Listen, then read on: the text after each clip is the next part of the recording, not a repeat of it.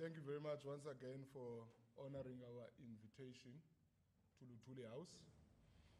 We spent the past 6 days with you guys in a marathon of the National Executive Committee meeting, followed immediately by the National Executive Committee Lekgotla.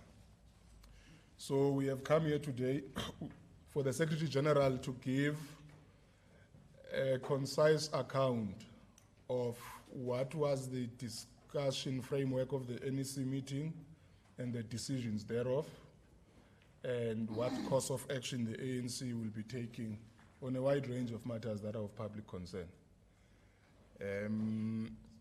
Again, let's try our level best when we ask questions to stick to what the subject matter is and not drag us sideways. The Secretary General will read the statement as per usual, and then we will take questions thereafter. SG. Thank you very much, Zuko, acting spokesperson of the African National Congress, ladies and gentlemen of the press, viewers at home. The National Executive Committee of the African National Congress was convened from the 1st to the 3rd of August 2024 at the Beachwood Hotel, OR Tambo Conference Center in Boksburg. This was the first ordinary meeting of the NEC after the 2024 national and provincial elections. The National Executive Committee focused extensively on the analysis of the elections results, the ideological currents that are playing out in the country as expressed in the elections outcomes, and the issues that the ANC must focus on to defend and advance the agenda of progressive social transformation. Election results and 2024 moment. The NEC characterized the outcome of the 2024 national and provincial elections as a significant setback for the National Democratic Revolution since the 1994 democratic breakthrough. In the engagements with the alliance partners and our provinces, this NEC conclusion has been reaffirmed as a correct characterization of the profound nature of the setback, significant, fundamental, and strategic. In diagnosing the moment, the ANC-NEC agrees that the national fault lines of unemployment, inequality, and poverty have persisted despite progress over the past 30 years, with serious negative impacts on all segments of the motive forces. These fault lines in our economy have been exacerbated over the last 5 years by crises such as the effect of the COVID pandemic, the impact of the July 2021 unrest, load shedding, geopolitical tensions that have disrupted global supply chains, and the resultant high cost of living. The election results, which saw the ANC not receiving a decisive majority, were therefore as a result of 3 interrelated and intersecting factors: crisis of the economy and social reproduction, profound governance weaknesses, and major organizational problems that can be addressed through fundamental renewal. South Africans were therefore unequivocal in expressing their disappointment and disapproval of our performance in these areas, giving rise to a crisis of democracy with close to 25 million people not participating in the elections. The 2024 moment therefore requires from us to internalize the messages from the people and to continue to self-correct. The principal crisis confronting the National Democratic Revolution is a national economy that reproduces inequality, poverty, underdevelopment, and slow levels of growth in a manner that frustrates the social circumstances of the urban working class, the middle class, and especially the rural poor. This characterization of the electoral setback implies that it has strategic implications and far-reaching consequences on the conduct of the struggle, both in terms of how we govern the affairs of the organization and how we govern the affairs of the country. It can therefore not be business as usual, both in the ANC and in government. As the party with the largest votes, the ANC seized both the tactical and strategic initiative and shaped a common understanding about the need for political parties to work together and voluntarily cooperate in setting up an inclusive, viable, and stable government that will address people's needs and advance the transformation agenda. It became clear that no other party has the capacity and legitimacy of the ANC to give direction to the nation. Even those who were fiercely opposed to the movement during the election started to make frantic calls that South Africa needs the ANC to move out of a political electoral stalemate. The coalition chaos, institutional instability, and government dysfunction, which has been the order of the day in our country's municipal landscape, must never be allowed to define the overall state of affairs in our country. The ANC is in the driving seat of a more stable GNU that has adopted principles and minimum program that derives from the Constitution of South Africa. ANC court documents such as the Freedom Charter and the 2024 Election Manifesto. The task now is for ANC members and leaders to conduct themselves with utmost humility, integrity, and demonstrable competence in addressing the needs of the people. The NEC resolved that we must use this moment to also shed all signs of complacency and arrogance, to be totally intolerant of corruption and incompetence. This movement will also require a more agile and dynamic ANC machinery that can hold individual deployees and leadership collectives accountable to specific outcomes in the ANC manifesto. We must use the deployment to positions in the state for nothing other than pursuing the ideals of liberation to which millions remain committed. The NEC recognizes that the GNU is our best tactical intervention that provides us with a platform to defend the gains of freedom and advance the core elements of the ANC manifesto. The NEC is fully aware that GNU is inherently with risks. This arises from the understanding that GNUs and coalitions have inherent contradictions as contested governments, composed of rival parties that have ideological and policy differences. The balance of power and how the ANC emerges as a dominant political force in the long run will depend significantly on how we pursue a strategic course of action inside and outside government, mobilizing the motive forces behind a clear program of action for progressive change. The NEC will put in place measures to ensure that the GNU is managed effectively in order to succeed in addressing the pressing challenges facing the people. We will start a process of drafting a perspective, including the question of perspective that we have adopted that will be distributed to our membership and be debated across our structures throughout the country. Having concluded that the election outcome constituted a major setback, the NEC had a revolutionary duty to answer the question, what is to be done? Implementing our manifesto and accountability monitoring and evaluation framework, the Department of Policy Monitoring, Evaluation and Research of the ANC at headquarters, working with the manifesto monitoring technical team of the Alliance, have developed an outcomes and accountability framework for our 2024 manifesto. The quarterly reports on implementation of our manifesto will be submitted to the Secretary General's office, and the SGO will be central in ensuring that all deployed cadres deliver on their mandates with regularized assessment processes.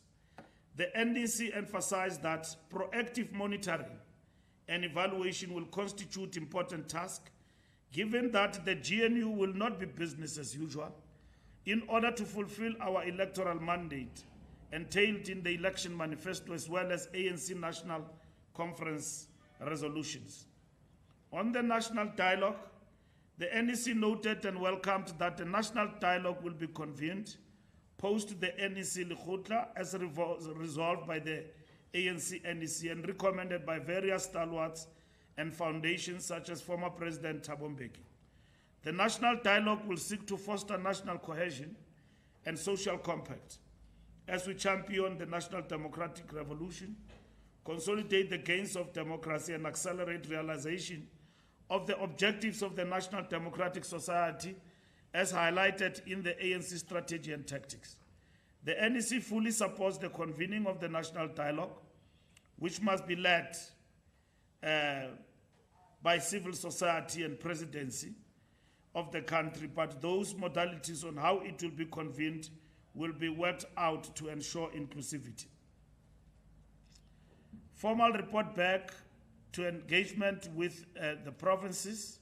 The National Executive Committee started the process of engaging all our provinces on the outcome of the Government of National Unity, and the NEC directed that we must continue with this briefing to all our regions across the country.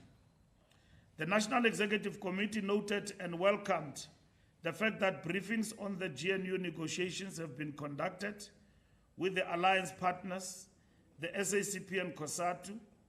COSATU affiliate SAMU was also briefed on their request in relation to this, and also briefing will be done with SANCO.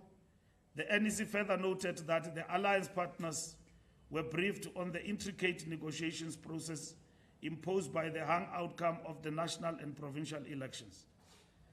The Alliance's Secretariat later met and discussed issues of unity within the Alliance, as well as evaluation of the post of the elections program.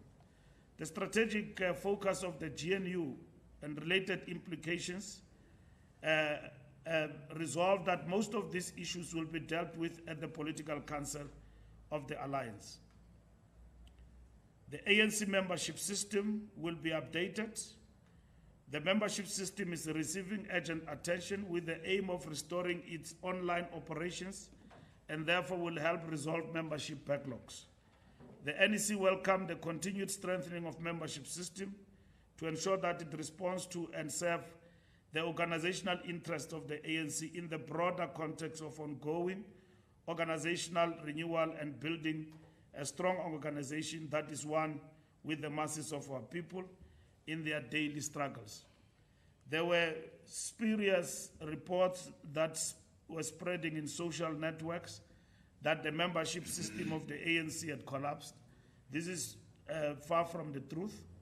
The fact of the matter, there is an exchange of and transition of the old service provider to the new. Now that the old service provider have implemented the new membership system of the ANC, and it has undergone a rigorous process of evaluation and so on. That process have come to an end, and the membership in terms of its IP and all of that will be given to the ANC, and that is the transitional process that will be implemented. A special National Executive Committee will be convened to address issues of renewal as well as approach to state of organization as we move towards the General Council. But the special NEC will also address matters of integrity commission, matters of terms of reference, step aside, strengthening, and all of that, So that meeting will be convened within the next 2 to 3 weeks. The NEC resolved on strategy and tactics to implement the conference resolution on processing the strategy and tactics document based on the directive of the 55th conference. We will convene a special meeting that will focus on matters of judicial commission of inquiry into allegations of state capture, corruption, and fraud in the public sector, including organs of state. As part of the continued renewal of the organization, there will be a dedicated meeting of the NEC to process these matters. On gender equality, the NEC discussed the implications of the 60-40 and directed that the provinces that have not implemented this must implement 60-40 gender parity as a matter of urgency. And the provinces that are affected is Northwest and Mpumalanga.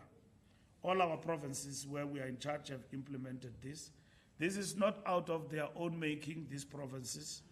It is because of the understanding of the directive that was given by the NEC that where this parity extend to the legislatures,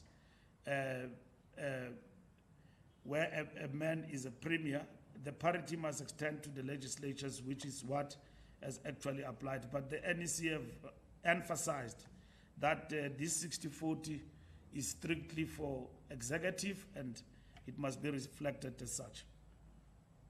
The ANC application for leave to appeal against the judgment of the High Court in Durban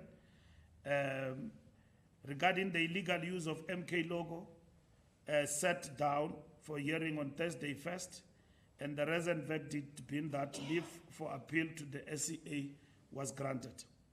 The NEC reiterated its full support for the restoration of its historic heritage, such as the use of the name Umkhonto weSizwe.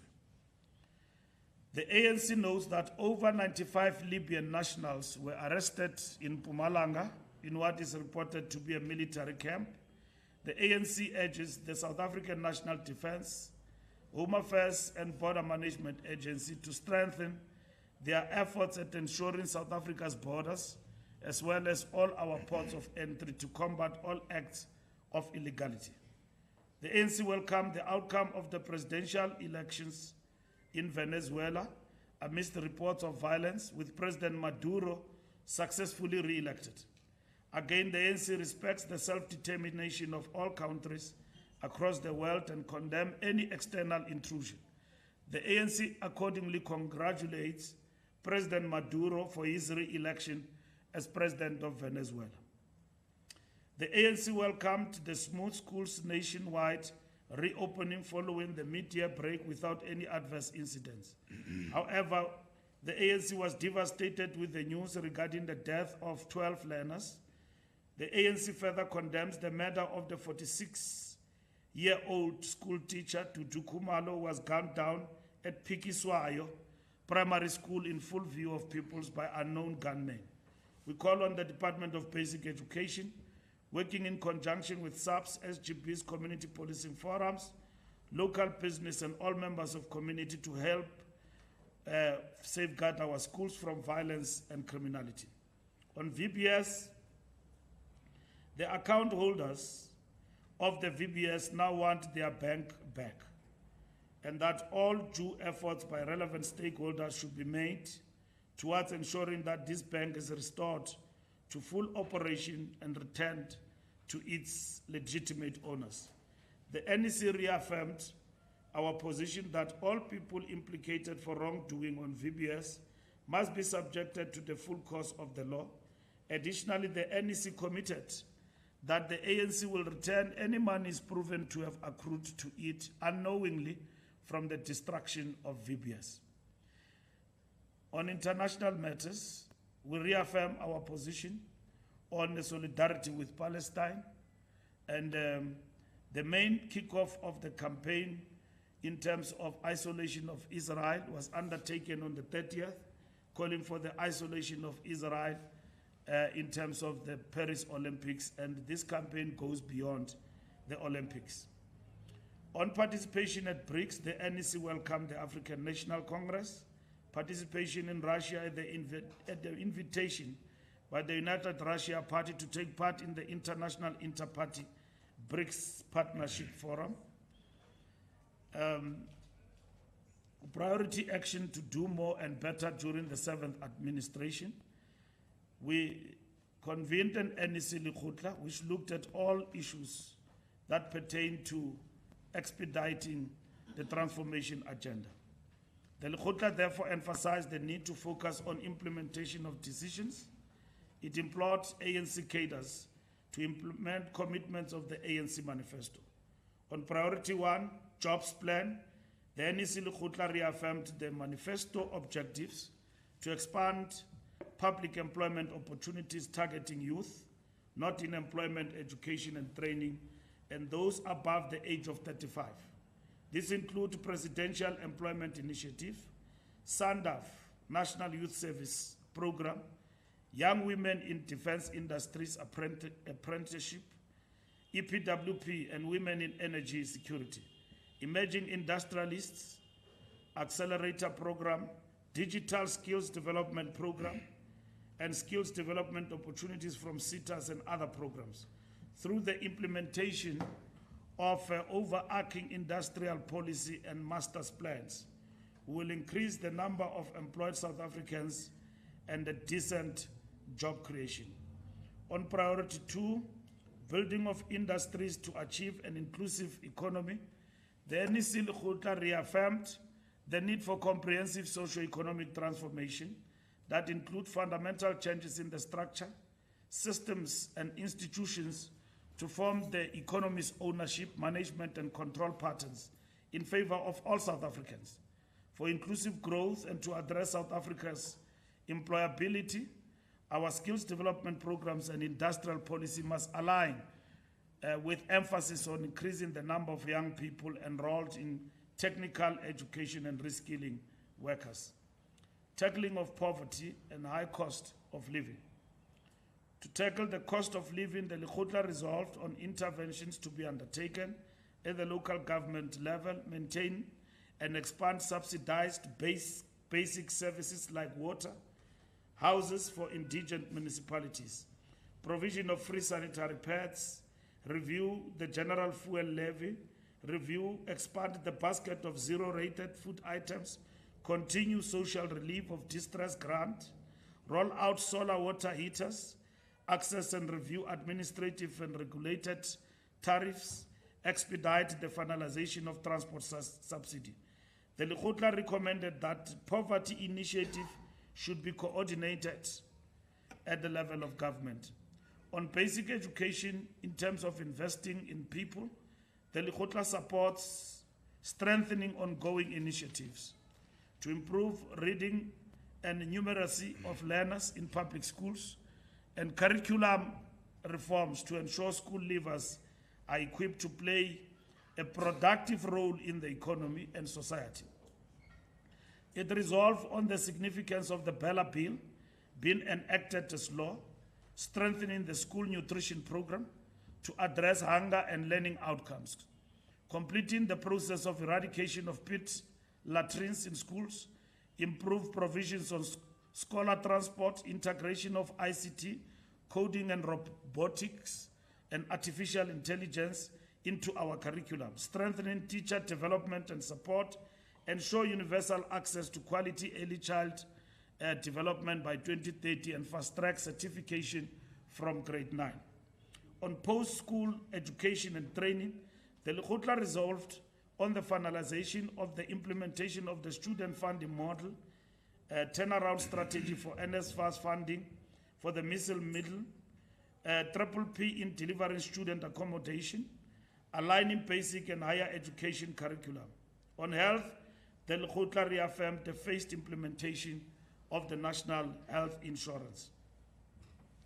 On priority 5, defend democracy and advance freedom, Lekgotla reaffirmed that a capable and ethical developmental state is critical to the achievement of a better life for all. As a country, we seek to build a developmental state shaped by the history and socio-economic dynamics of South African society to guide national economic development. It will have attributes that include capacity to intervene in the economy in the interest of higher rates of growth, employment creation, inclusion, and sustainable development. On local government, the Lekgotla emphasized the importance of strengthening local government support to address the structural factors impacting the local government sphere of government. The Lekgotla reaffirmed commitment to review the white paper and supporting legislation, capability to implement, review the local government funding model. On fighting crime, GBV, and corruption, the Lekgotla noted South Africa also continues to grapple with issues of high levels of crime. Counter-revolutionary forces have also affected the capacity and capability of critical institutions such as SARS, NPA, crime intelligence. There are serious concerns about the state's capacity to fight crime and violence, as seen in July 2021 unrest.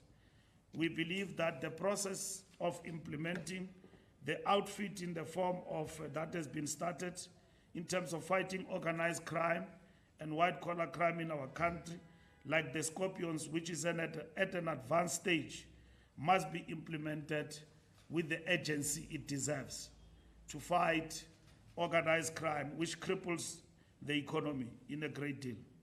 On communications, the ANC has to ensure that it reconnects with the people, comprehends and handles their concerns, and reorganize structures for better engagement.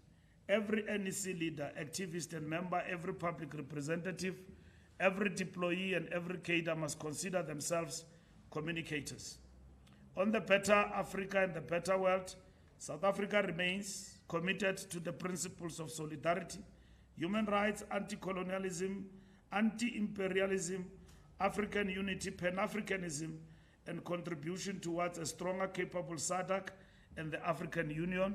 Using these principles, South Africa is able to identify partners to collaborate in the pursuit of its foreign policy.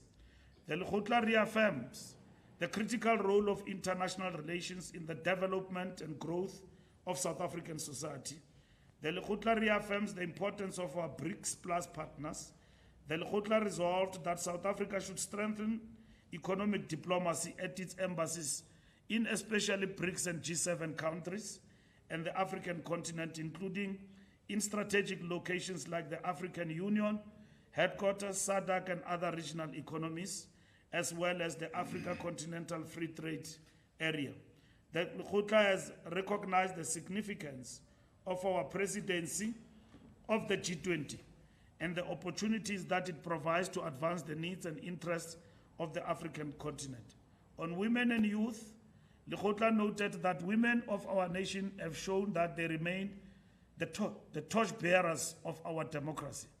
Not only did they represent 55% of those who registered to vote, but they also recorded a 62% turnout, above the national average. Indeed, they are our community builders, playing a vital role in all sectors of our society, even when their contributions are not always recognized or appreciated.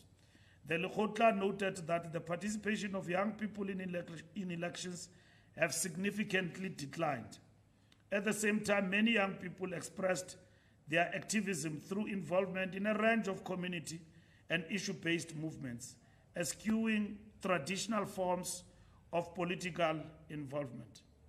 In conclusion, the ANC remains committed to accelerate the implementation of all these resolutions, both with regards to building a strong organization steeped in the masses of our people, as well as a robust government implementation program to deliver on our manifesto mandate. We will be publishing a full NEC bulletin detailing all the Lekgotla outcomes, which will be published on all the ANC platforms.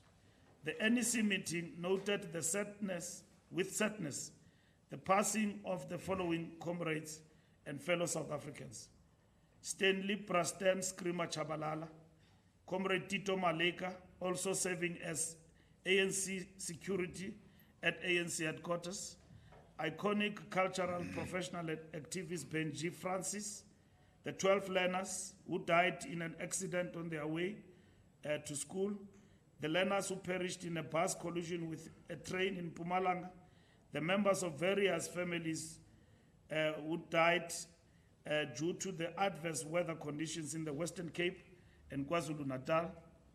The NEC meeting further noted that over 15,000 people were displaced in Western Cape alone. The NEC accordingly resolved to communicate its condolences on this occasion to all those who lost their loved ones. The ANC further urges the provincial governments of the Western Cape and KwaZulu-Natal to continue the support of those displaced by the storms. The ANC wishes the women of South Africa a great Women's Day tomorrow. This day is important in our national calendar as it commemorates the valiant struggles of the women of South Africa in shaping our current reality. It also recognizes the continuing efforts of women to improve the substance of our democracy by insisting on politics of emancipation that is in the interest of humanity as a whole. We also send our condolences to the family of Mme Connie, who sadly passed away 2 days ago. She's a veteran of our arts and culture industry and one of the most recognized exports of South Africa to the global film industry, as evidenced by a role in the globally renowned Marvel blockbuster film, Black Panther. This afternoon, I will be leading an ANC delegation to visit the family of Mme Connie to officially convey the condolences of the African National Congress. Thank you. Thank you very much, Comrade SG. We now will be taking hands for questions. Okay, I'll start with you, sir. Mwande,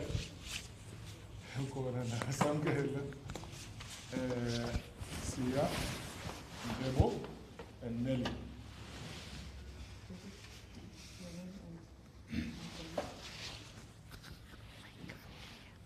SG, Somlomo, Bomme Montate, and you for me then the police. And happy Women's Day in advance. SG, touching on two things. Can you introduce yourself? Oh, Mtuns is my name. Sorry about that. Mtuns is my name from Umwelela News, West Randon Point News Media. SG. Yes, sir. SG, when it comes to crime in the country, SG, I remember when you were Minister of Police before the World Cup, and there were those that they were threatening to commit crime during World Cup. You said to them, you dare, crime was not committed then. Current with the ministers of police, what normally happens now, current, it seems they are negotiating with the criminals in the country and violent criminals. I don't recall any minister pointing a finger to anyone that will commit crime in the country. That is why crime in the country is so high. So that I'll give it to you. SG, the second one, as you spoke about SACP engaging as the alliance, Solima Paila, it's on record saying the ANC in GNU, it doesn't represent the mandate of the SACP. So if you can respond on that and tell what is the communication between the SACP and those that are representing. I'm not sure if Sol is speaking on behalf of himself or on behalf of the organization, which is the SACP. Thank you very much.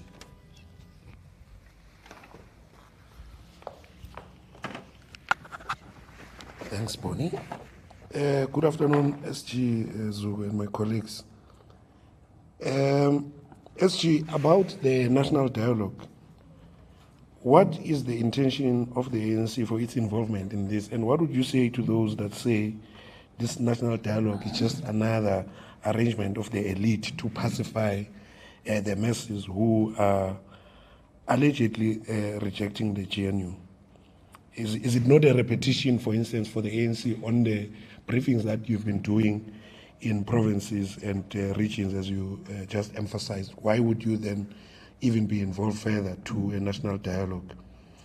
And then, two, the case against the MK logo and the use of the name condolences that the ANC claims for itself. Why is the ANC persistent on freely promoting MK? Because, I mean, as we saw before the elections, the MK party benefited immensely from these court cases that the ANC brings against them. And it looks like you guys have not learned a lesson in that regard. What is your view around those issues of being the chief promoters of the MK party as the ANC? And then, as you raised the issue of the failure to implement 60-40, what happened there? Because this is a rule that is known. There's nothing new. How was it allowed to even happen in the first place? And then another one, which is bizarre, is the concerns around law enforcement's incapacity to fight crime. And you reference July unrest 2021, which was 4 years ago.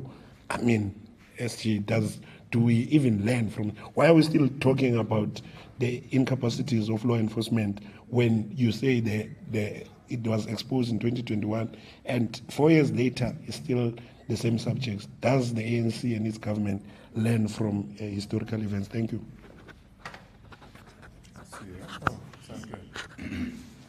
Samkele Masego from the SAPC. Good day, Mr. Mbalula and colleagues.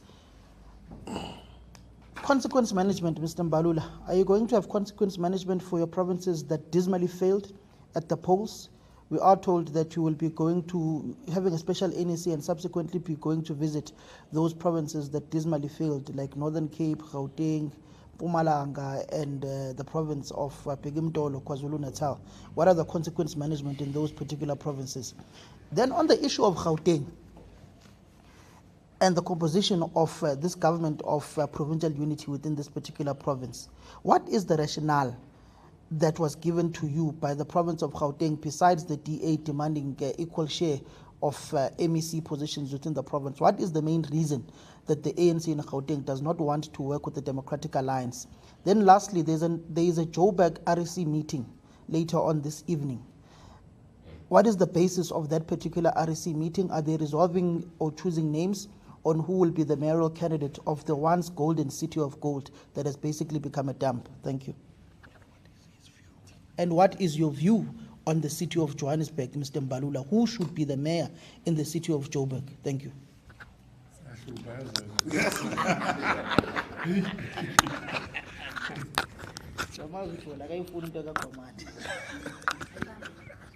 Okay.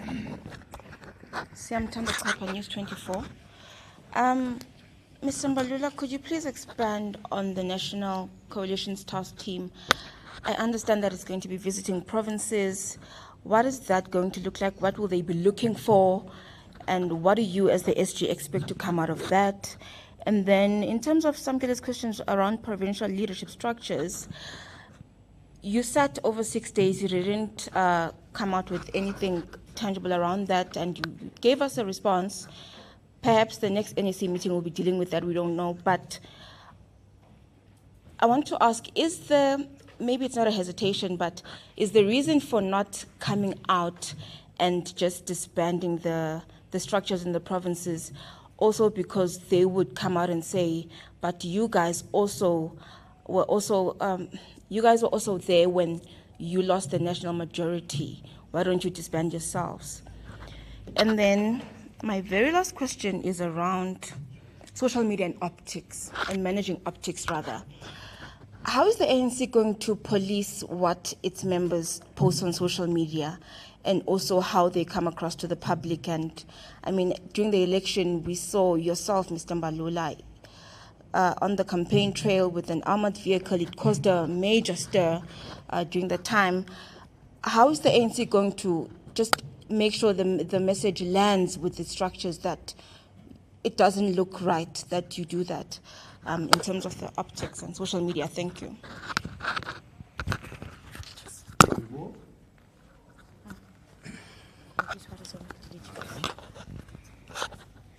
Good afternoon, Secretary General and the Acting National Spokesperson.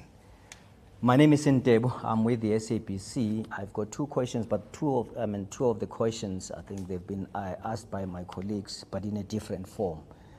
I would want to amplify it from my perspective.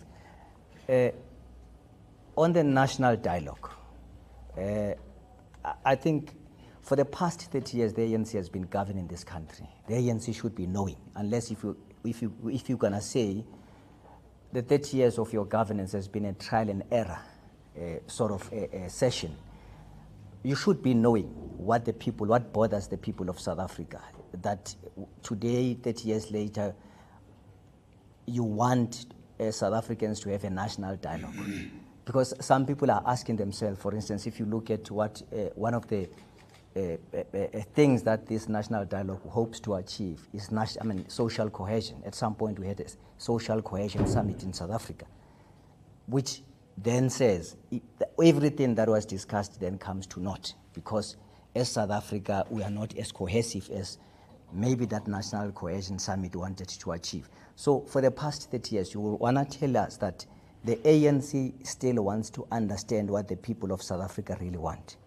And secondly, on the conduct of ANC cadres, are there going to be consequence management, especially to those who really bring the ANC's name into disrepute? For instance, at some point there was a deputy minister who posted something, some lavish lifestyle, her clothes, and at some point again during the campaign, one of your comrades went to Soweto and they bought a mangina and they said they're eating a mangina for the sake of a vote. And I'm told at some point one of her name has been bandied around as someone who's going to be the mayor of Johannesburg, or nominated as the mayor of Johannesburg. How is she going to be received by the people of Soweto and those who live in the township who eat a mangina, not sushi? And then now to the question on the 30 years of democracy again. Secretary General, in 1994, there were the 1994 structural reforms that had to deal with changing the face of the economy and making sure that South Africans really benefit out of this democratic enterprise.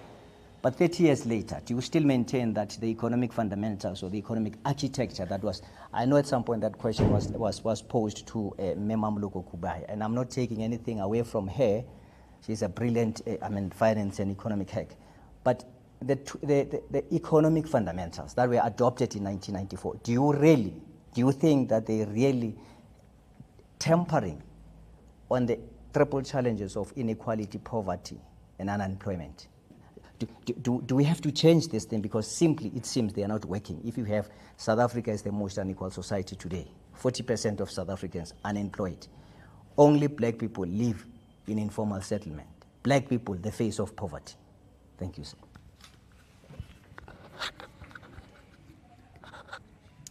Hello, Secretary General. I'm Nellie Payton from Reuters. I was wondering, you said that the NEC had talked about ways to alleviate the high cost of living, such as expanding the zero-rated basket of goods. I was wondering if you could explain at what stage are those deliberations? Is the NEC making recommendations of actions that government should take now to help with the cost of living, or are you still discussing the best approach? Thanks. Thank you very much, colleagues. We have a Masego problem here, but SG will answer those questions. Just to say that structures of the ANC have meetings every day. They don't ask for Lutuli House before they convene an RC meeting.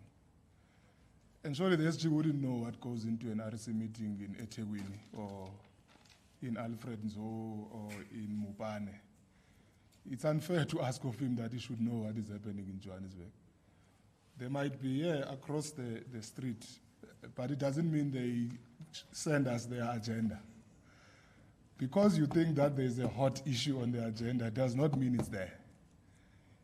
If there's anything that they want to discuss with the head office, they will do so after their meeting.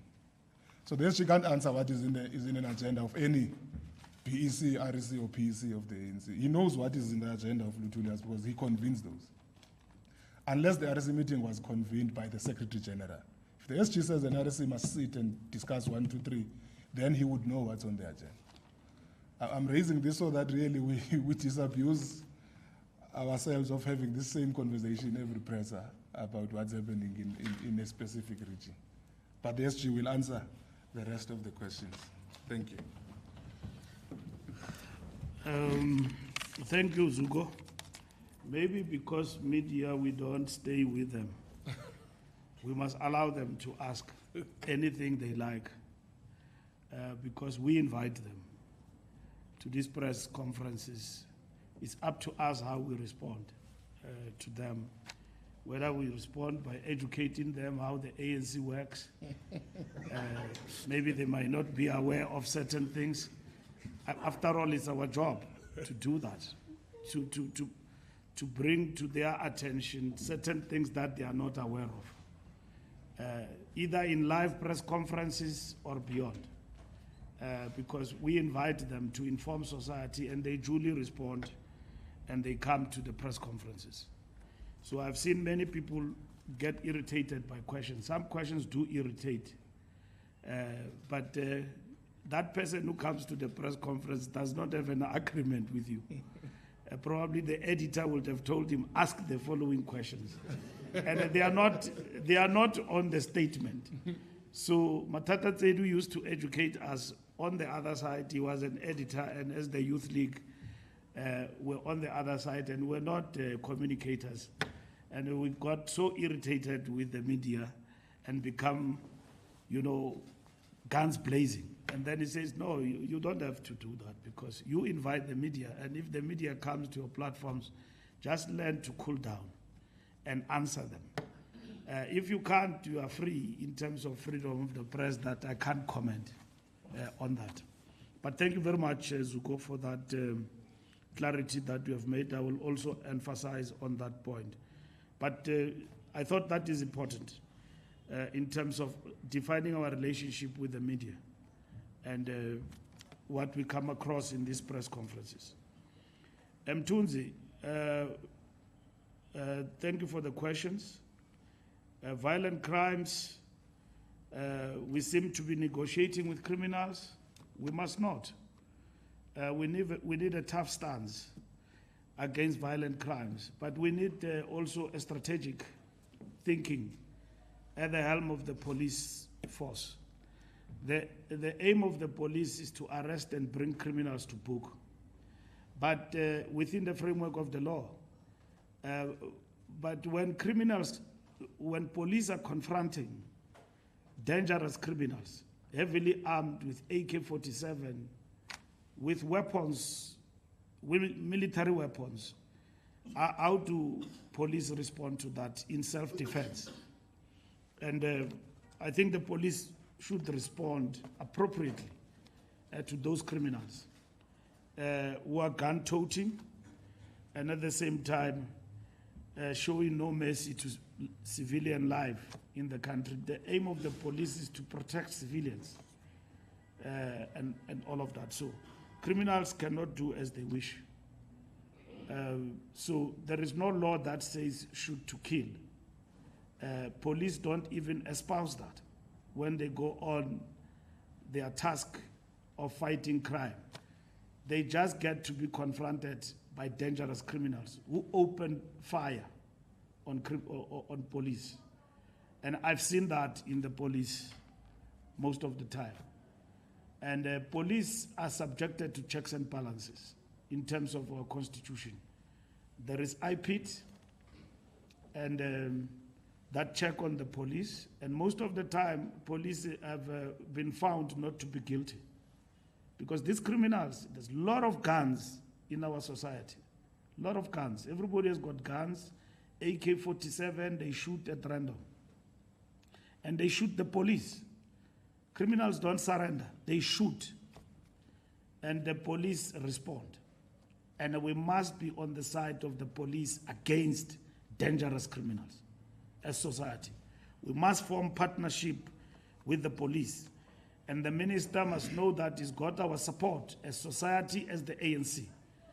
And the police must also know that society will forever support men and women in blue who are fighting crime and who put their bodies on the line and risk their lives for us to be safe. And dangerous criminals must know that the law is the law and the rule of law must be respected. If they shoot at police, the police in self-defense in the context of the law must respond accordingly. Must respond accordingly. We must not say to the police, do not respond to criminals when they are killing you. Killing one police officer is too much. One police officer is too much. Citizens, all of us here in this room, we respect police. When a cop stops you at night and all of that, you stop. And you respond to the call of the police officer. What do you want? And all of that. So who thinks that this country is a banana republic? They can point at the police officer on duty, heavily armed, and not even threaten, kill the police. The police must respond accordingly. And but at the same time, ensure that most of the time they surround these criminals and arrest them. And that's what is important. Solima Paila, the General Secretary of the South African Communist Party, in our report, we mentioned that we have engaged the party and the alliance from the early stages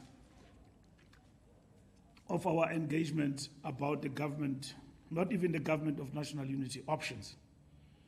The Communist Party was for GNU with elements of minority government, or what you call supply confidence agreements.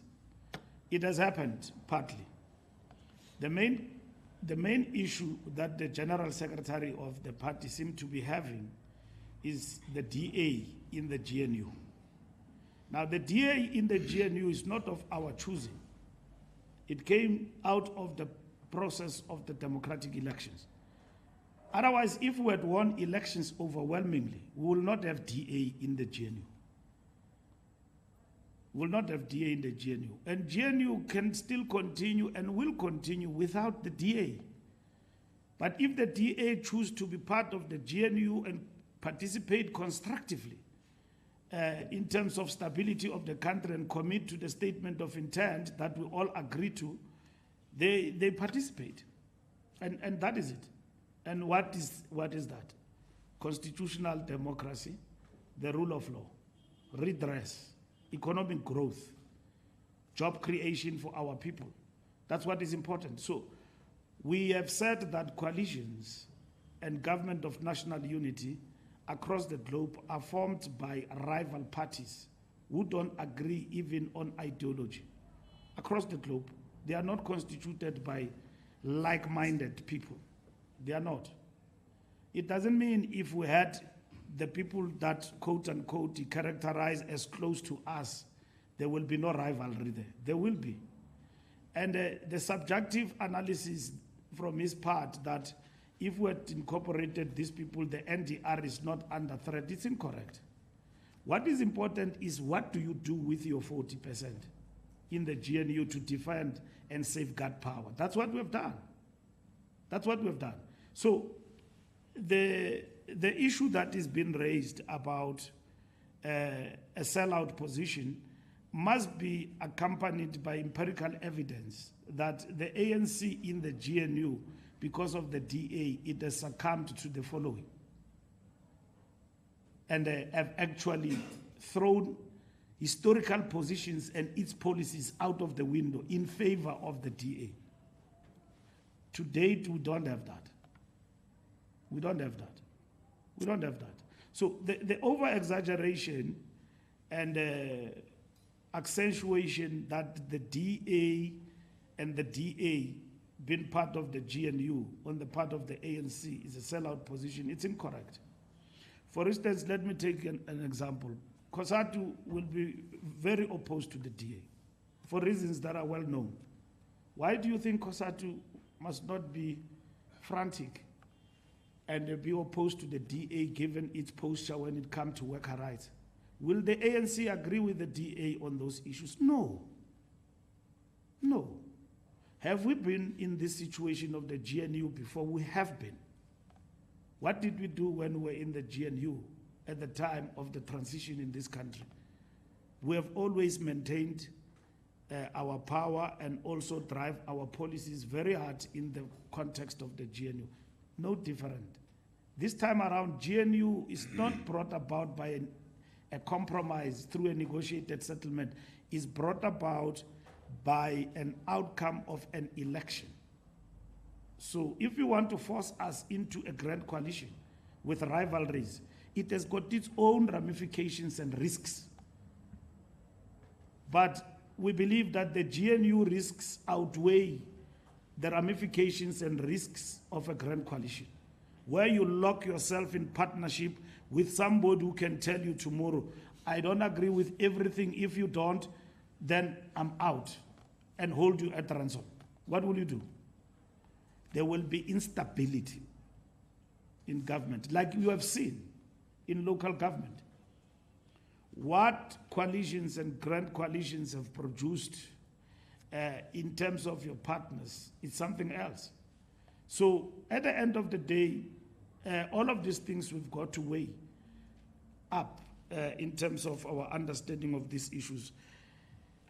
The Communist Party have said that we maintain a critical eye on the GNU, which is acceptable to us, and so on.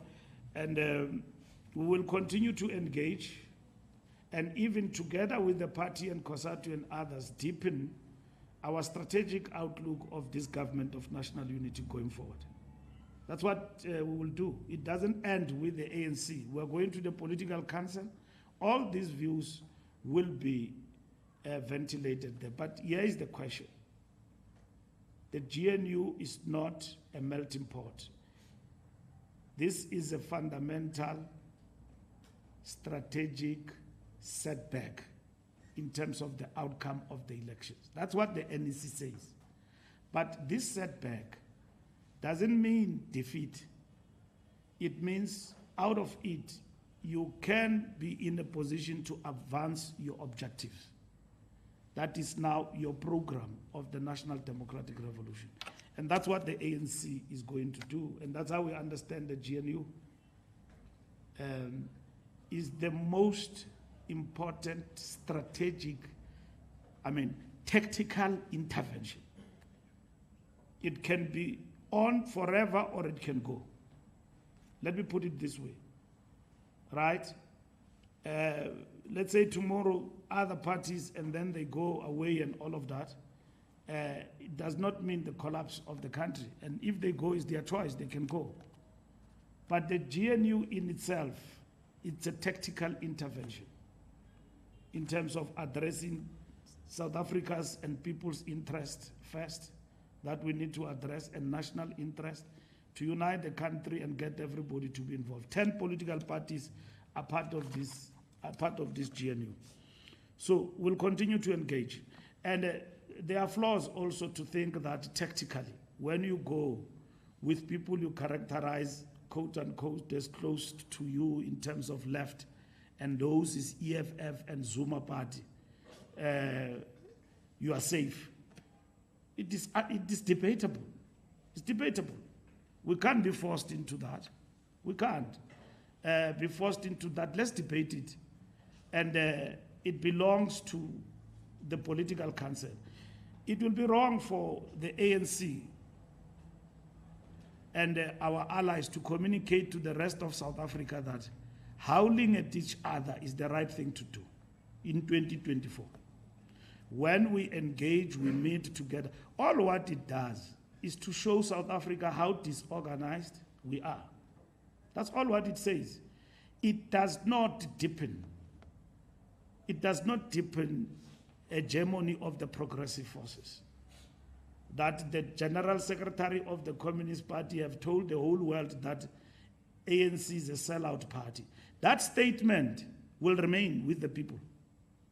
Whatever we do in the GNU, whether we succeed or not, it will be referred to by opportunists and ideological pushovers and so on, that statement was basically correct, when it is not correct.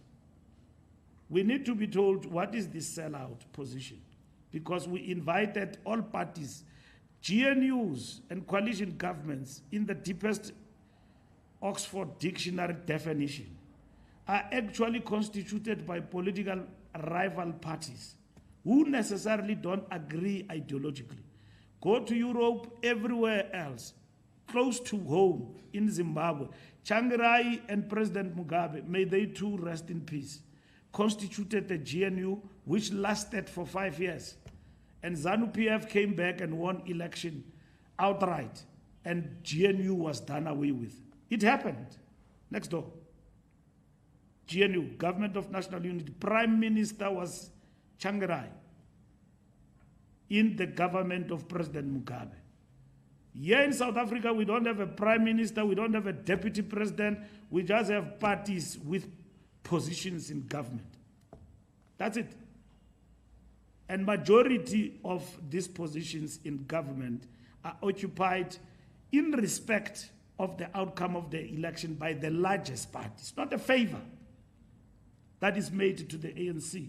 But the ANC have become respectful and true to the statement of intent that when parties come together, it's not for the convenience of it, are parties who genuinely want to move South Africa forward.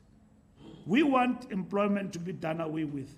We want to work together for redress, because when there is economic growth, there will be stability, there will be jobs created and all of that.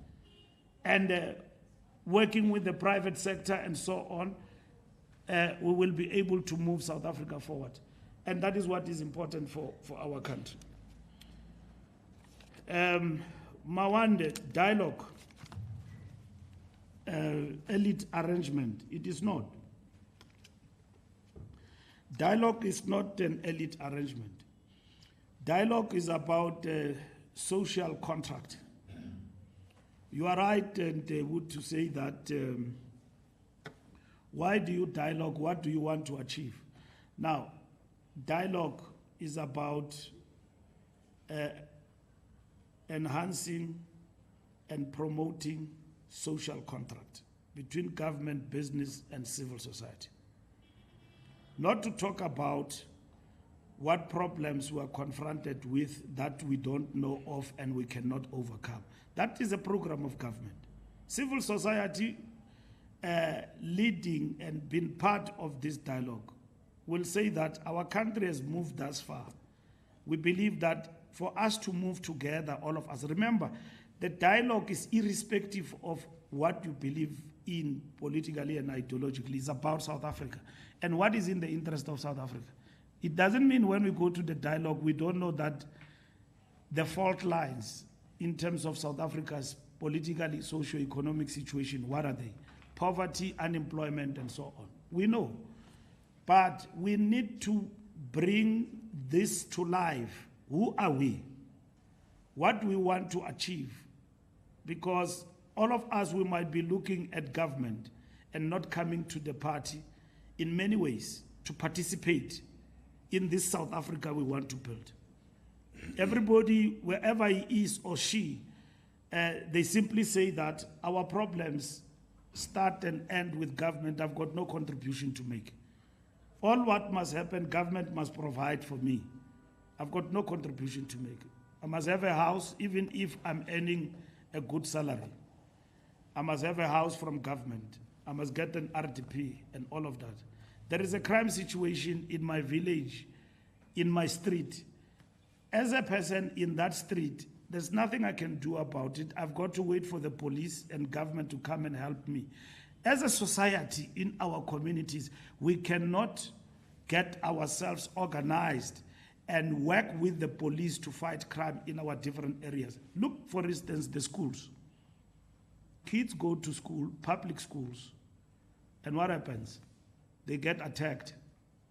Right in the neighborhood, there's a lot of people where this school is built and is threatened from criminality. We need patrollers, we need SGPs who are interconnected with that school to be able to blow the whistle and say, police, here in our school, our kids are threatened and we are an SGP. We have been calling you from in the morning to come and arrest these criminals. We have done citizen arrest. You are not responding. And for that reason, we and our school, we will march and then highlight a problem in our village, in our area, that as much as we come to the party and work with the police, they don't respond. That is called social contract, not leaving things to the government. It doesn't mean that in this dialogue, society is not alive to the effect that the burning platform in this country is crime. The question for the dialogue is, how do we enhance, build a social contract for everybody to come to the party?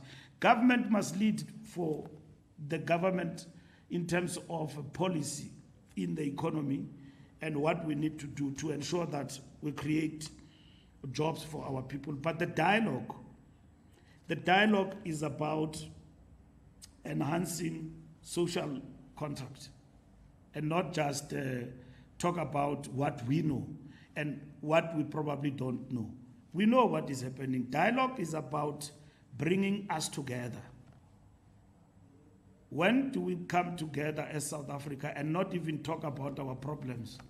Is when Springboks win in France and Bafana do well in Africa Cup of Nations and we start accusing each other. But these ones, when they win, we go to the airport. These ones, when they win, they are not coming to the airport. There's not dialogue there. It's an accusation. We have even forgotten our diversity that we have embraced and the concept of nation building in our country. We're just moving apart. And government cannot do that alone. Dialogue enhances that. It's not an elite thing. You may not understand it. You think of it as a conference. That it's like an ANC conference they are trying to call. You are reducing it. It's not that.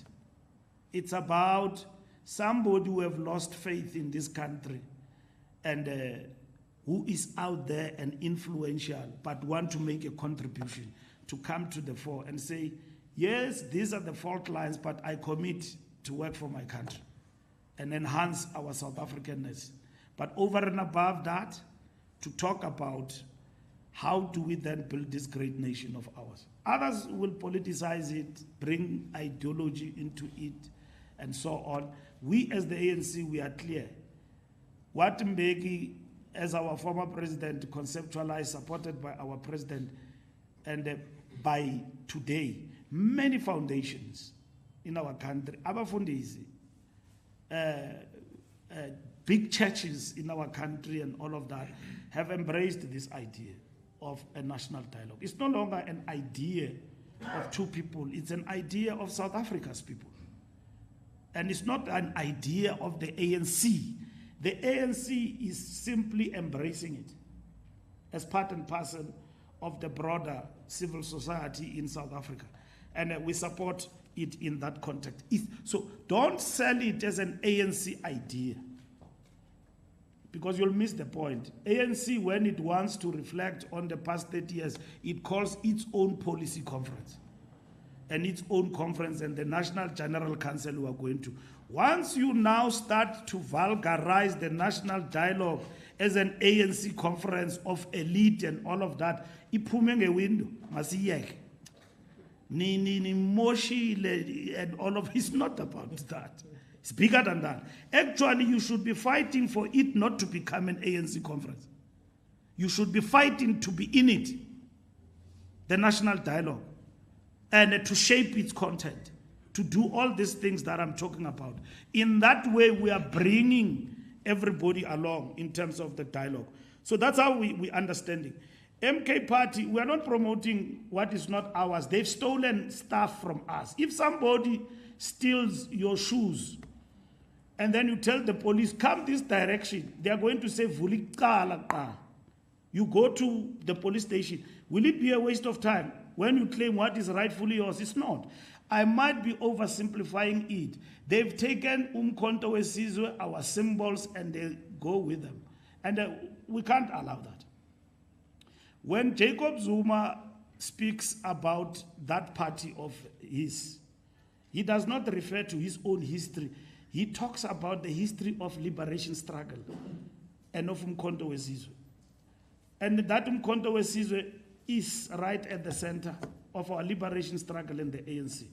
What will we say to generations to come that we allowed one former president to just steal? We will chase this thing up until the apex court. We will. There will be no retreat on that. Rest assured. Because that rightfully belongs to the ANC. Zuma has got a name in society for himself. At least he's got support now.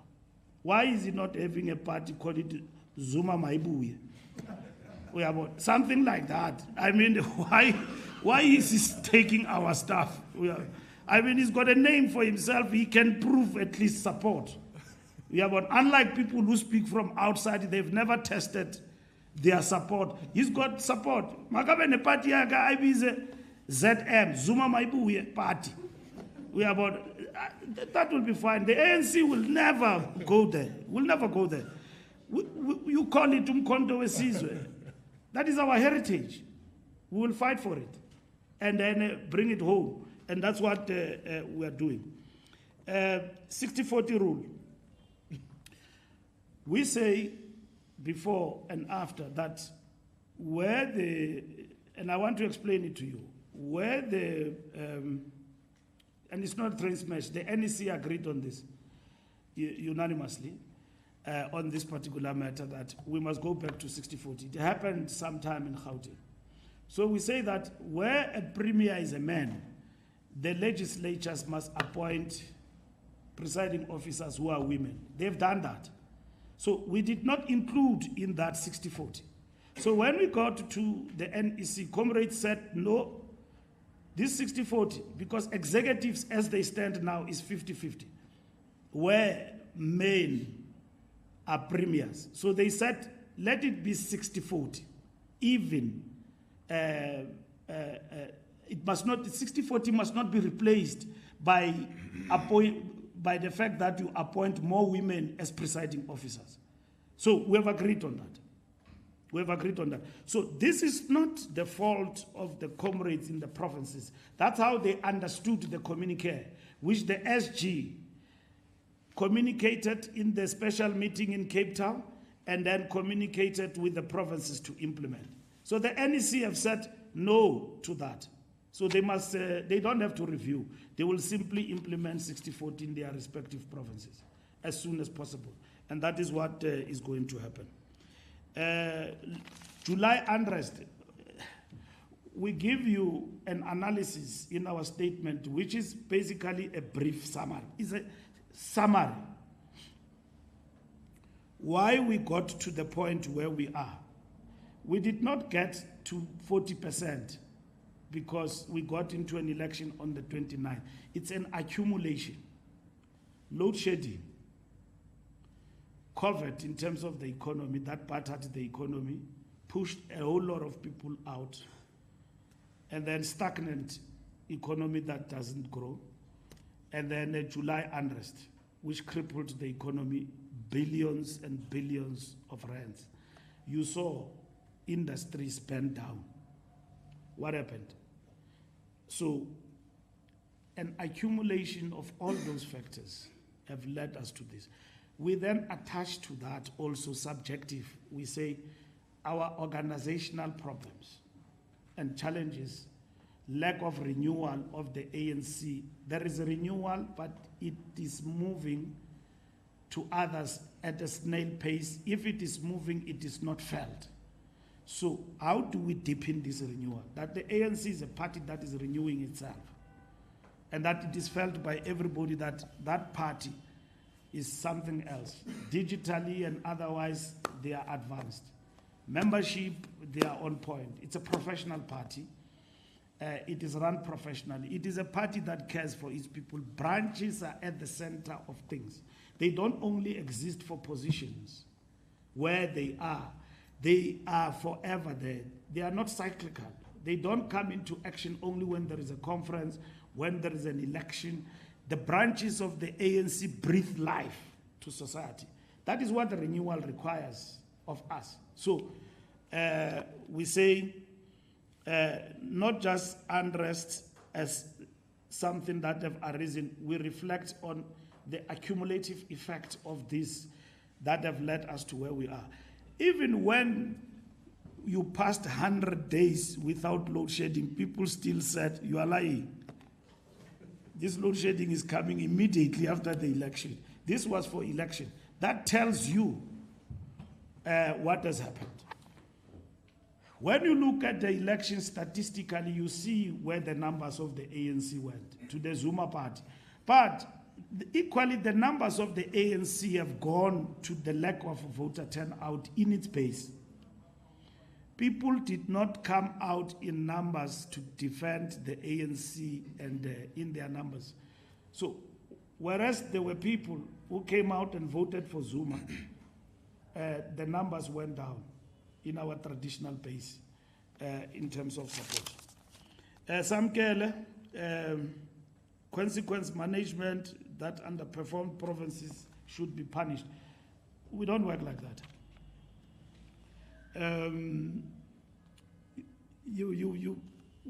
We don't come together and say provinces, because there's been underperformance, the solution is disbandment. This is what we're going to do, and this is what we're doing. The ANC going into this election, it was very clear that we have weak structures. And there are various reasons why the organization is weak on the ground. We started to see that with the selection process. When most of the branches, when we started to do things differently, they were responding differently.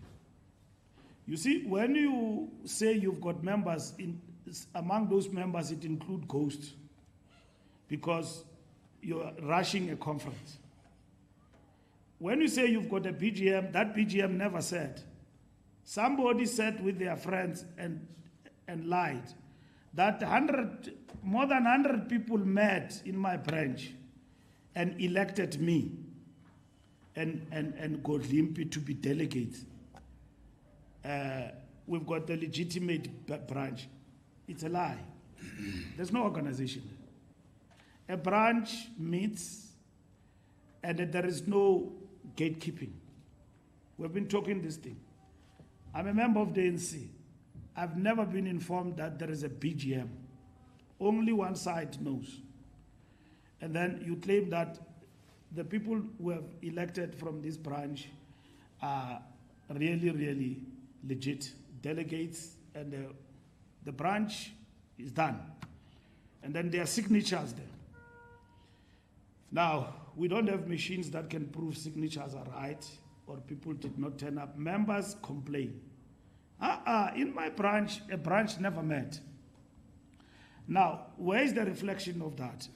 Because if a branch is meeting every day and it does its job, it knows what it is doing, it will not lead to political obliteration of the ANC on the ground. Because that branch will tell you that so many people have left the ANC and they've gone to the other side, and the BC is no longer meeting. And then you're going to lose here, because BGMs are not sitting. As leaders, you are happy because you go to the National Executive Committee and produce a report and say about that report, the organization is alive, we are ready to convene a conference. A conference is a conference of friends. Fine and good, it's 4,000 people. But where do they come from? So what we are going to do in terms of the state of organization is to look into that. We are now going to present a state of organization of the ANC, which we have been mandated in December. But before that, we are then going to define what preliminarily is the state of the ANC and what is it that we need to do. It will be enhanced by the engagement with the structures on the ground. Now, when I get to Johannesburg as the SG, I get here and I say I want to see branches, and branches must speak for themselves. That's what is going to happen, countrywide. And then on the basis of this work, it will be accompanied by organizational renewal work of the ANC, so that these things that I talk about are not happening. We rather live with 10 people than be told that we are 100 when we are actually 10. And then we tell ourselves that we are a mass-based party. That party does not exist on the ground. There is no relationship between a ward councillor and the BC of the ANC. And then when you do election work, you start to see these things on the ground, that we are visitors among these people. People opened their houses and they welcomed us there, and we were there. And then we went into their houses, and then you realize as you talk to them, and then fewer houses begin to tell you, no, Godlipi was here. We know him, is our child. He's here, he's our councillor, we know. But majority of these houses are telling you a story that this councillor we elected, it's only now that we see them. So you then need to also put measures in place to monitor the work of councillors. How do they work with the BC? The BC of the ANC and the general membership in that local area, how does it work and conduct itself? So when you come by disbanding, you are not addressing the problem of the state of organization. You are just addressing the surface. You are going to disband people and bring others who are different from them, and then put them there because you've got the power to appoint people. And then you are not addressing the problem. You've got a wound, and then you don't cleanse the wound, and then you just put plaster and so on, and then you say you have healed. And then you ask yourself over the years, hey, this thing is not healing. And then they tell you that you must come for an operation because you never cleanse the wound, and the septic thing has also expanded in your body and become a different animal. So we've got to address the challenges that we've got and sort things out. Why Gauteng? Gauteng, it's a myth, Samkel. It's a myth that Gauteng has a different position from national. Let me repeat again. It's a myth, actually. We adopted a framework to engage with everybody throughout the country. Gauteng was affected because we did not win outright majority. Gauteng goes through the mandate of national to engage with everybody, including the DA. The reason Panyaza was elected to become the mayor unopposed is because all political parties in the legislature agreed that the premier will come from the ANC, the speaker will come from the ANC, the deputy speaker from the DA. That was done. Now we moved to the second phase. The deputy speaker here in Gauteng was DA before they withdrew. Remember, when we discussed with the DA, they said to us, we reserve the right to go back to the benches if we don't agree with you. And we eventually agreed with them on GNU. They said no to us, we are for multi-party, but we were looking for a grand coalition. We said we don't want a grand coalition. We rejected the grand coalition. For the DA, we rejected the grand coalition. For the EFF, we rejected, I don't know what Zuma wanted till today. So I can't talk about it. All what I know is that he wanted something. I don't know what is that. Up until he pronounced it what he wanted in the context of 29th outcome of the election, he's yet to explain that. The IFP also moved in that particular direction of the Grand Coalition. So we said we don't want Grand Coalition, we engage. We said we want a GNU, Government of National Unity, of all political parties participating in that. We did not agree. We went back and forth and so on. We talked about all the models, but we then agreed on that. So we said provinces will negotiate on their own. And that is what ensued with Gauteng and KwaZulu-Natal. So there was never a position that says, in our province, Gauteng, we will not work with the DA.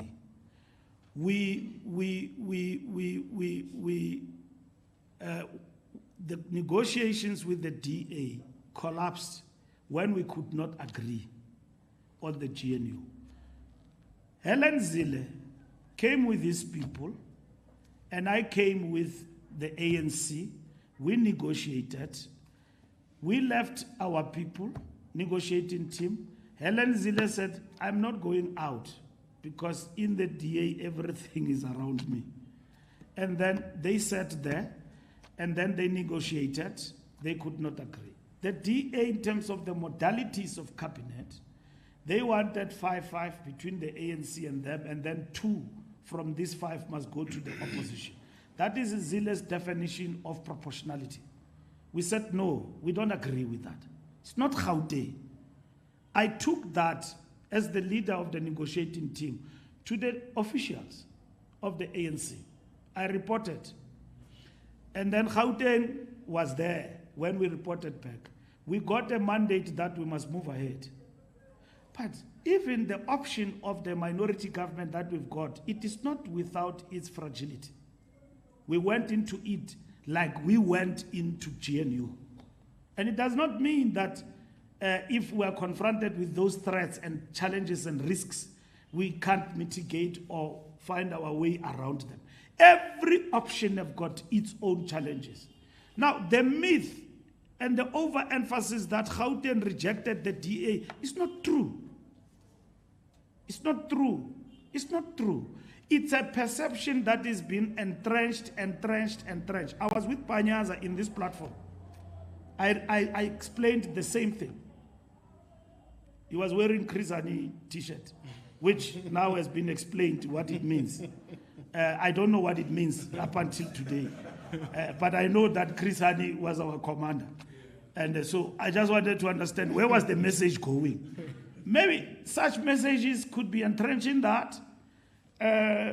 Members of the ANC across and everywhere else, when we talked DA and the GNU, they did not settle well with them. That's why we had to go and convene extended meetings to engage with them.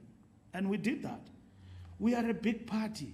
You don't think of ANC members as agreeing with something that they don't understand. As we get down to them and explain to them the GNU, how it functions, what is going to happen, they understood. And it doesn't end with the extended meetings. It's going to go down and down to the structures explained to comrades, because there are others who still distort it with insurrectionary phrase-mongering. Sell out. This leadership is selling us out to the DA. No substance to it. And they work with the DA and all of that. And then they don't say, who should you work with? And then if they say we must work with Zuma, we don't know what Zuma stands for. And then if they say what we must work with EFF, we know those flip-floppers, where they actually stand. Where do they actually stand? Because today they will be with the DA, tomorrow they will be with something else. Now, they want to become astute ideological proponents of what is progressive through their leader. You know, they are very inconsistent. They cannot be trusted. They change overnight. And they run governments on the basis of threats. We want stability for this country. We don't want anarchy. Over and above everything else, we want stability. We don't want people, when they come into this country, they see something that they don't know what it is. That is the interest of the ANC. The interest of the ANC are for this country first. We will never run down South Africa simply because we believe in self-interest. And even if it can lead to running this economy and this country down to become something else, we will not agree to that. We can't be told by a party that have said that the primary objective of this election is to get rid of the ANC, including working with the DA. Now, when we talk to the DA, it is, with the ANC. They say, no, we don't want you combined. We want you, ANC, to come with us so that you die in our hands. That's what they say. But you are here. You are everywhere. You are in social media. You know what EFF have said and what they stand for. So what is this newfound love and definition that the ANC can work with them? We wanted them here in the port with everybody in the GNU. We wanted them here in the port. Let them come and argue with us that Floyd must become Minister of Finance. Maybe we could have given to him. We don't know. But they didn't want to come to the port. They wanted their own arrangement. They wanted a marriage. We didn't want. We didn't want a marriage of the EFF, DA, Zuma, or anybody. We wanted a get-together of everyone. Simply explained, that is what we wanted to do. So Gauteng disabused this myth that Gauteng stood alone, it had a position on its own. That position where they are now, in terms of what Panyaza is leading and the collective, it's a position of the ANC. National and provincial. And I'm repeating it, it's a position of the ANC. The president knows about it. The entire officials knows about it. The National Executive Committee knows about it, as we briefed them the past weekend. No dissent on it. There's nobody who said in the NEC, no, SG, that is not true. Tina, we don't want DA. GNU, as much as there were reservations about it, was announced as a position of the ANC after a National Executive Committee meeting by its president. Not even by the SG, by the president, in the presence of the NEC. We ran with it in the context of negotiations and engaged with political parties who have come to appreciate it and embrace it. And they are not stepchildren in this GNU. It doesn't mean that they are going to change their identity and become something else. Helen Zille can say everything you want to say every day. I've got no responsibility to be running after her. My job and the job of the ANC is to live up to the expectation of the people in terms of our commitments to the election and what we said we'll do in terms of our manifesto. Not to run after the DA or anybody who's in the GNU and all of that. It's not our job.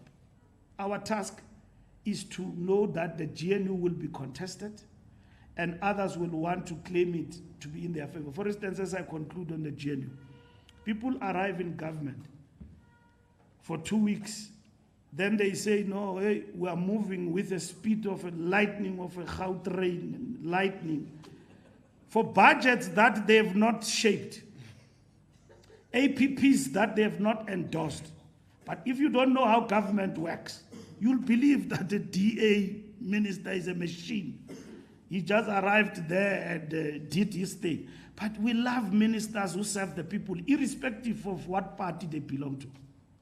If a minister who comes from a particular political party is doing his job, he will get our support.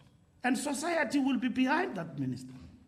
If a minister who comes from the ANC is sleeping on the job, the ANC will be exposed. That nifake abantu apha kodwa ayingobantu. Why do you cry foul when a particular minister is doing his job, is active? We can't. We want a government that is capable and that is working. And that is what the ANC will support. City of Joburg, I'm not going to comment on that. We are working on coalitions. We're not going to convene a meeting, News 24. We're not. We're meeting every day. We met with all provinces. We know that we have to talk up, we're talking about Joburg. And Joburg is nearing a conclusion. And then I will brief the officials on Monday on Joburg, and then they will give us a green light to proceed on Tuesday in Joburg. We're talking with all parties. Our province here and our region in Johannesburg are working under the full support of National.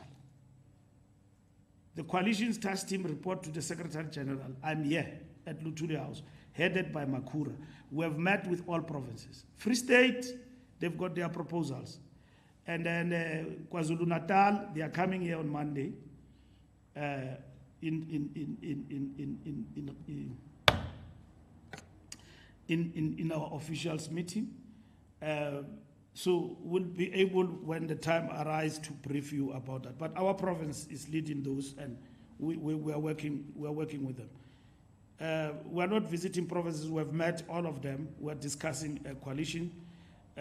State of organization, I've answered that question. I think the armored vehicle now is a tired story. Eh? You know I don't own an armored vehicle. Exactly. So I told these people that I don't, and it became an issue because they wanted to make it an issue. You know that I don't. And that vehicle was given to me for security purposes, which I explained to a journalist, because if I give you the security detail where I go, then it compromises my security and all of that. So that matter has been actually addressed, because that I don't do. They will have answered the issue of the national dialogue. The wayward behavior, some of these things have been attended to. Abantu badla amanqina and all of that.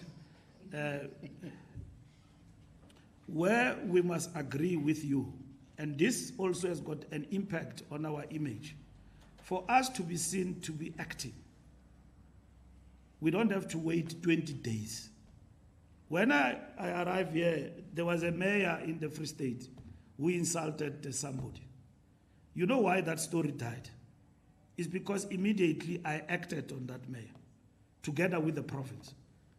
How can a mayor of the ANC just get into the houses of people abafake impama? And then you think that thing will just die down? Public representative, you are public representative. Dipsuke nje divele apha ndingu SG ndishushu nje. Hey kunjani madoda? It doesn't work like that. It means we've got to conduct ourselves in a particular way. And when we said, comrade, you cannot do that.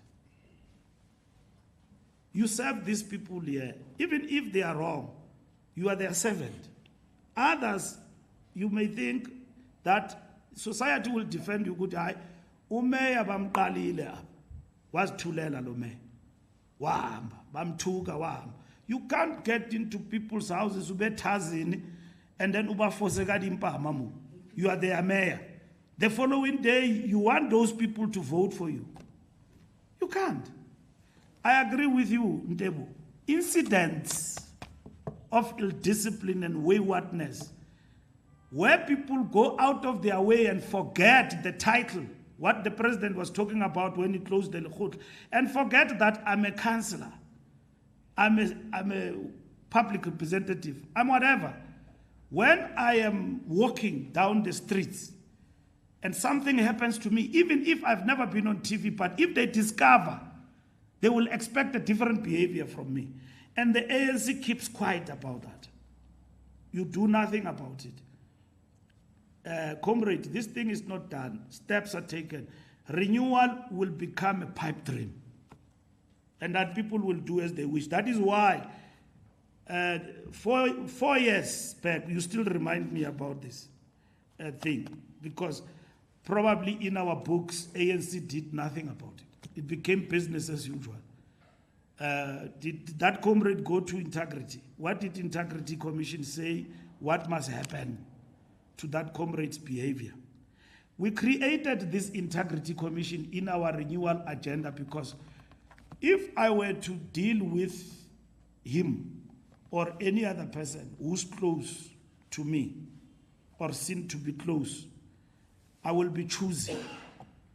The integrity is constituted by older people who have got no interest any longer in leading but the interest of the ANC, who examine case by case and decide that this comrade has misbehaved there. SG, our report says that he must step aside, or he must undertake the following things to self-correct. The integrity commission is for that, is to help us, not to be punitive. Is to help us with that, because we have realized that sometimes the leadership itself get paralyzed to intervene and take decisions, because lo mntu gezela abantu estrateni nihlala nonke every night. He has misbehaved there, so you don't deal with that party. But the incident doesn't disappear. It stays in the records on Google and everywhere else. And the ANC will be judged on that. But if the ANC act on waywardness, some of the things we don't know about them, you are just awakened by a journalist and say that, hey, or you see a story on social media circulating, you ask, who's this? What action has been taken? Because today you can't do anything. People at their own have got their own capacity to record you when you do wrong things.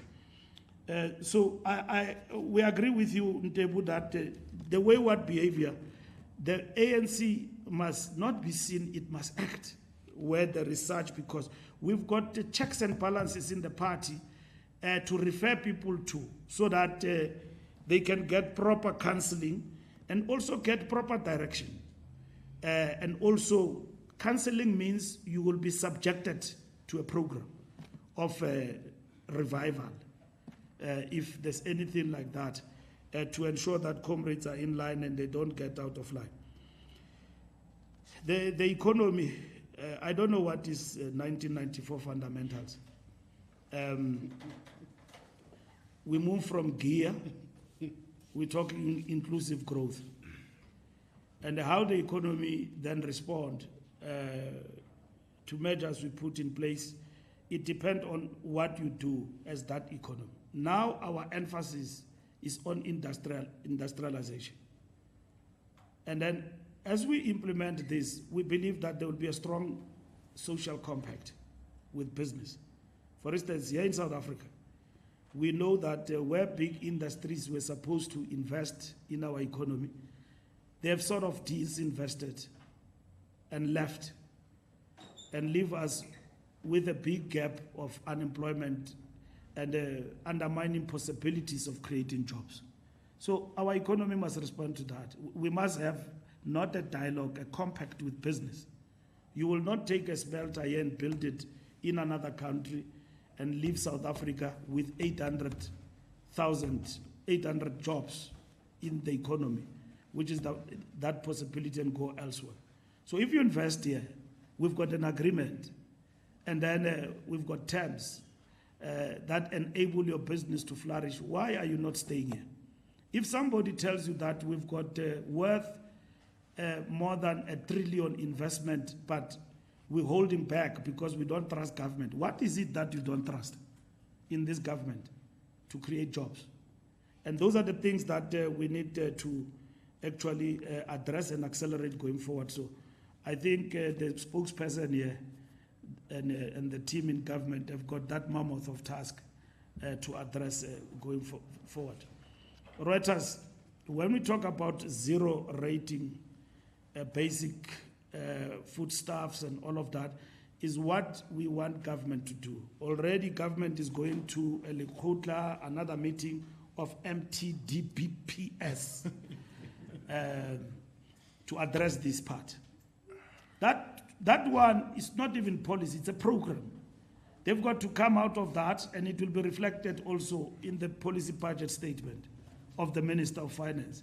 But the economic cluster as well must be reflected in their program of action. What are we going to do to implement this? It's our program of action. Everybody at least in the GNU, from what I've read, agrees with its manifesto program of the ANC that on the essentials will, of course, all the basic foodstuffs in our country are zero rated, but we talk about the essentials, which is what our ministers in government must actually address going forward. Thank you. Thank you very much, colleagues. I think that was quite comprehensive. We had a good afternoon. Once again, thank you very much for honoring our invitation. We will see you next time. Thank you. Thank you, guys.